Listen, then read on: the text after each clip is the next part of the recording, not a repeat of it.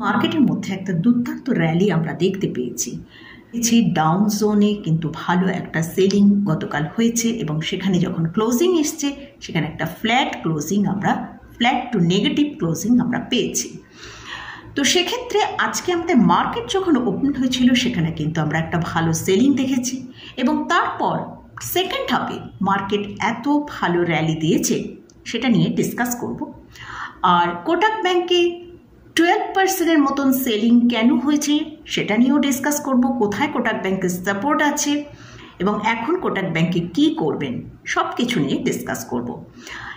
এছাড়াও ট্রেডিং পারপাসের জন্য দুটো স্টক আমি আমার ওয়াচ লিস্টে রেখেছি, সেটাও আপনাদের সাথে শেয়ার করব। চ্যানেলটা যদি সাবস্ক্রাইব না করে থাকেন তাহলে অবশ্যই চ্যানেলটা সাবস্ক্রাইব করে নেবেন আর পাশে থাকা বেল আইকনটা প্রেস করে রাখবেন। আমি ভিডিও আপলোড করার সাথে সাথে আপনাদের কাছে ভিডিওটা পৌঁছে যাবে। আর টেলিগ্রাম চ্যানেলটা অবশ্যই ফলো করবেন, ডেসক্রিপশানে আমার লিঙ্ক দেওয়া থাকবে। সেখানে আমি কিন্তু মার্কেট এবং বিভিন্ন স্টক নিয়েও আলোচনা করি। মার্কেটে আজকে আমরা যখন ওপেন হয়েছিল 22,305-এ কিন্তু মার্কেটকে আমরা দেখেছিলাম ওপেন হয়েছিল। মার্কেটের মধ্যে একটা ভালো সেলিং আমরা দেখতে পেয়েছিলাম, কারণ বিভিন্ন গ্লোবাল নিউজের জন্য গতকাল যেমন ডাউন জোন মার্কেটে নেগেটিভ রেট হয়েছিল সেই রকমই আজকেও কিন্তু আমাদের নিফটিতেও যখন মার্কেট ওপেন হয়েছে সেখানে আমরা ভালো সেলিং দেখতে পেয়েছিলাম। তো সেকেন্ড হাফে যখন মার্কেটের মধ্যে আমরা একটা খুব ভালো সেখান থেকে র্যালি দেখতে পেলাম। তো মার্কেট পুরো তার সেলিংকে রিকভার করে মার্কেট 22,625 পর্যন্ত হাই দেখিয়েছিল, অর্থাৎ লো থেকে যদি আমরা মার্কেটকে দেখি প্রায় 300 পয়েন্টের মতন র্যালি আমরা দেখতে পেয়েছি। তো এই যে নিফটির মধ্যে এতটা র্যালি এসেছে, তাহলে এখান থেকে কিন্তু আমরা বুঝতে পারছি আমাদের ইন্ডিয়ান মার্কেট কিন্তু খুব ভালো বুলিশ মোডে আছে। তো এখন যে স্ট্রং সাপোর্টটা আমাদের মেনটেন করতে হবে সেটা হচ্ছে 22,450। 22,450-এর ওপর যতক্ষণ নিফটি আছে সেক্ষেত্রে কিন্তু নিফটি আমাদের বুলিশ মোডেই থাকবে। হয়তো নিফটি কয়েকটা দিক হয়তো একটু সাইডওয়েজ থাকতে পারে, নিফটি 22,500 থেকে ওপরের দিকে 22,600 এই জায়গার ভেতরে একটু কনসোলিডেট করতে পারে। নেক্সট উইক হয়তো আমরা নিফটিকে দেখতে পারি আমাদের এখনো পর্যন্ত যে সর্বোচ্চ হাইটা আছে 22,700-এর উপর সেটাকে অ্যাচিভ করে নিতে পারবে এবং তারপর হয়তো একটা নতুন হাই আমরা দেখতে পেতে পারি, অর্থাৎ 23,000-এর কাছে কিন্তু নিফটি পৌঁছে যাওয়ার সম্ভাবনা রয়েছে। এরপরে আসছি ব্যাংক নিফটি নিয়ে। ব্যাংক নিফটিতেও আমরা কিন্তু আজকে ভালো একটা র্যালি দেখেছি, প্রায় সেখানে আমরা 780 পয়েন্টের মতন র্যালি দেখতে পেয়েছি। ব্যাংক নিফটি যেটা হাই করেছিল 48,625 আর লো যেটা দেখিয়েছে 47,737। ক্লোজিং টাইমে আমরা ব্যাংক নিফটিকে ক্লোজ পেয়েছি 48,494-তে। তো ব্যাংক নিফটির জন্য যেটা স্ট্রং সাপোর্টের এখন কাজ করছে সেটা হচ্ছে 48,350। যতক্ষণ ব্যাংক নিফটি 48,350-এর ওপরে আছে ততক্ষণ কিন্তু ব্যাংক নিফটিতে আমরা ভালো বুলিশ মোড দেখতে পাবো। আমরা রিসেন্ট থেকে যে ব্যাংক নিফটি 49,000 পর্যন্ত হাই দেখিয়েছিল, তো সেই পয়েন্টটাকে তো অ্যাচিভ করবে, এরপর হয়তো ব্যাংক নিফটির জন্য আমরা 50,000-এ পৌঁছে যাওয়ার সম্ভাবনা রয়েছে। হয়তো সেটার জন্য আমাদের একটু টাইম দিতে হবে, হয়তো নেক্সট উইক বা তারপরের উইক পর্যন্ত আমাদের ওয়েট করতে হবে। তো ব্যাংক নিফটির জন্য আমাদের যে স্ট্রং সাপোর্টটা আমাদের ওয়াচ করতে হবে সেটা হচ্ছে 48,350। এরপর আসছি আমরা কোটাক ব্যাংকে। আজকে আমরা দেখলাম প্রায় 12%-এর মতন ক্র্যাশ হয়েছে। ক্র্যাশটা কেন হয়েছে? তো কোটাক ব্যাংকে যে 12% সেলিংটা এসেছে সেটা কেন হয়েছে সেটা আমি আপনাদেরকে একটু শেয়ার করছি। RBI cracks down on Kotak Mahindra bank bars onboarding new customer through online mobile banking and issuing new credit cards। মানে এখানে আরবিআই একটা নির্দেশ দিয়েছে যে তারা নতুন কোনো অনলাইন কাস্টমার অ্যাড করতে পারবে না, মোবাইল ব্যাংকিং যে সিস্টেম সেখানেও তারা অ্যাড করতে পারবে না, আর তারা নতুন করে কোনো ক্রেডিট কার্ড ইস্যু করতে পারবে না।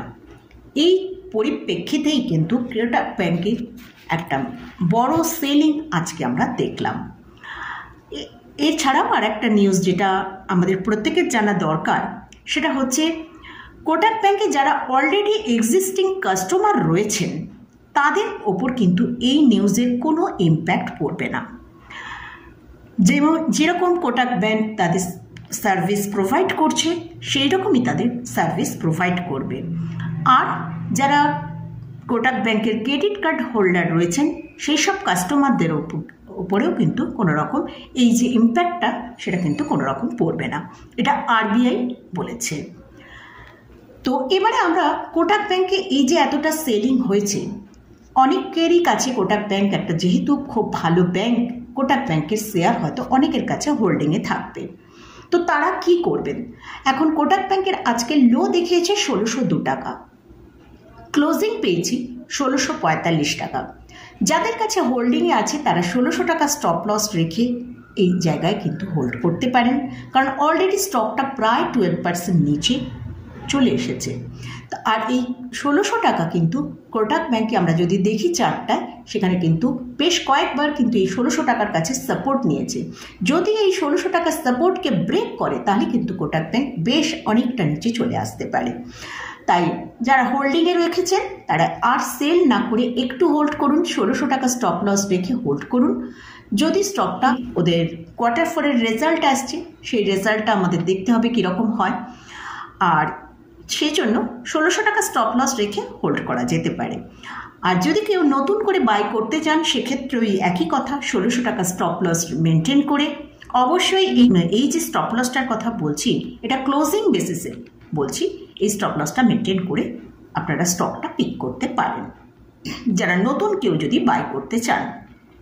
দেখুন কোটাক ব্যাংক কিন্তু একটা বড় ব্যাংক, এই মাঝে মাঝে হয়তো এইসব বড় বড় ব্যাংকে একটা কারেকশান আসে এই বিভিন্ন নিউজের পরিপ্রেক্ষিতে, সেক্ষেত্রে দেখতে হবে হয়তো কোটাক ব্যাংক হয়তো একটু সাইডওয়েজ হয়ে যেতে পারে, কনসেন্ট্রেশন করতে পারে বেশ কিছুদিন ধরে। আমাদের একটু ওয়াচ করতে হবে কোটাক ব্যাংকে।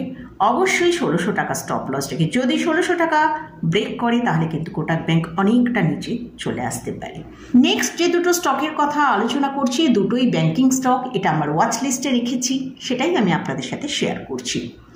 অলরেডি আমি টেলিগ্রাম চ্যানেলে কিন্তু এই দুটো স্টককে মার্কেট আওয়ার্সে আমি আপনাদের সঙ্গে শেয়ার করেছি। ফার্স্ট যে স্টকটা নিয়ে আলোচনা করছি সেটা হচ্ছে এক্সিস ব্যাংক। এক্সিস ব্যাংকের কিন্তু একটা খুব দুর্দান্ত রেজাল্ট কিন্তু এক্সিস ব্যাংক গতকাল পোস্ট করেছে, তারই পরিপ্রেক্ষিতে আজকে কিন্তু আমরা এক্সিস ব্যাংকে একটা দুর্দান্ত র্যালিও দেখতে পেলাম, এবং এই যে মার্কেটের যে আজকে ব্যাংক নিফটি যে এতটা পারফর্ম করেছে এতে কিন্তু এক্সিস ব্যাংকের একটা ভালো কন্ট্রিবিউশন আছে। এক্সিস ব্যাংকের এখন কারেন্ট প্রাইস চলছে 1127 টাকা, এখন এক্সিস ব্যাংকের প্রাইস চলছে। তার আগে আমরা একটু এক্সিস ব্যাংকের যে রেজাল্টটা এসেছে সেটা আমরা একটু দেখে নেব। যে রেভিনিউটা প্রোভাইড করেছে, ভালো একটা রেভিনিউ আমরা এদের এখানে আমরা দেখতে পাচ্ছি। গত ডিসেম্বর কোয়ার্টারের থেকে কিন্তু এই কোয়ার্টারে একটা ভালো রেভিনিউ প্রোভাইড করেছে, সেটা হচ্ছে 37,836 করোড়। প্রফিট দেখিয়েছে 7,614 করোড়। অ্যান্ড মার্চ টু মার্চও আমরা দেখি সেখানেও কিন্তু আমরা একটা ভালো রেভিনিউ এবং নেট প্রফিট দুটোতেই একটা ভালো জাম্প দেখতে পাচ্ছি। তো সেই হিসেবে যেহেতু রেজাল্ট যেসব কোম্পানিগুলোর ভালো আসবে, মার্কেটে যখন র্যালি আসবে তখন কিন্তু সেই সব কোম্পানিগুলোও কিন্তু ভালো র্যালি দেখাবে। যেমন HDFC bank, ICICI bank, axis bank, প্রত্যেকটা কোম্পানির কিন্তু রেজাল্ট খুব ভালো এসেছে। এদের পারফরমেন্সও কিন্তু যখন ব্যাংক নিফটি বা মার্কেট যখন র্যালি দেবে এইসব স্টকগুলো কিন্তু ভালো র্যালি দেবে। তো এবারে আসছি এক্সিস ব্যাংকে কীভাবে ট্রেডটা হবে। 1127 টাকা এখন কারেন্ট প্রাইস চলছে এক্সিস ব্যাংকে। এর জন্য যে স্ট্রিক্টলি স্টপ লসটা ফলো করতে হবে সেটা হচ্ছে 1090, আর টার্গেট হিসেবে 1200 টাকা রাখা যেতে পারে। আমি কিন্তু খুব বেশি বড় টার্গেট বলিনি, হয়তো আমরা এখান থেকে আরও ভালো টার্গেট আগামী দিনে পেতে পারি। তো নেক্সট যে স্টকটা নিয়ে আলোচনা করছি সেটা হচ্ছে bank of Baroda. Bank of বরোদার এখন কারেন্ট প্রাইস চলছে 268 টাকা। এই স্টকটা যখন মার্কেটে টোটাল অল ওভার মার্কেটে যখন সেলিং হচ্ছিল এই স্টকটা কিন্তু বেশ অনেকটাই নিচে এসেছিল। তো সেই স্টকটা প্রায় 260 টাকার কাছাকাছি চলে এসেছিল, সেখান থেকে আমরা দেখতে পাচ্ছি 268 টাকায় এখন ট্রেড করছে।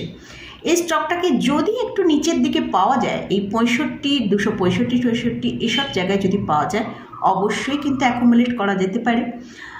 এর জন্য যে স্ট্রিক্টলি স্টপ লসটা ফলো করতে হবে সেটা হচ্ছে 257 টাকা স্টপ লস রেখে টার্গেট হিসেবে ফার্স্ট টার্গেট 288, সেকেন্ড টার্গেট 293 টাকা রাখা যেতে পারে। আর এই স্টকটা আমার ওয়াচ লিস্টে এই জন্যই আছে, এই স্টকটা 50 এবং 200 ডিএমআর ওপরে চলছে। রিসেন্ট আমরা দেখেছিলাম 50 ডিএমআর নিচে এসেছিল, কিন্তু সেখান থেকে আবার ক্রস করে এখন ওপরের দিকে ট্রেড করছে। তো মোটামুটি এই যে স্টক এবং ইন্ডেক্স নিয়ে আলোচনা করলাম, এটা শুধুমাত্র আমি আমার ভিউটাই আপনাদের সাথে শেয়ার করলাম। যেরকম আমাদের মার্কেট এখন বুলিশ মোডে আছে বলে কিন্তু আমরা ভালো পারফরমেন্স দেখতে পাচ্ছি। গ্লোবাল বিভিন্ন কিউজ যদি দেখি, সেখানে আমরা দেখছি বিভিন্ন গ্লোবাল মার্কেট নিচের দিকে যাচ্ছে, কিন্তু সেক্ষেত্রে আমাদের মার্কেট কিন্তু নিচে আসলেও সেখান থেকে রিকভার করে একটা ভালো পজিশনে ট্রেড করছে। তাই আমি এই যে স্টক এবং ইন্ডেক্স নিয়ে আলোচনা করলাম, এটা কিন্তু কোনোটাই বাই রেকমেন্ডেশন করছি না। আপনারা যদি এখানে কোথাও পজিশন নেন, অবশ্যই আপনারা ভালো করে রিসার্চ করে নিন, তারপর পজিশন নেবেন। তো মোটামুটি আজকের মতন ভিডিওটা এখানেই শেষ করছি। ভিডিওটা যদি ভালো লাগে অবশ্যই লাইক করবেন, শেয়ার করবেন, সাবস্ক্রাইব করবেন। ধন্যবাদ।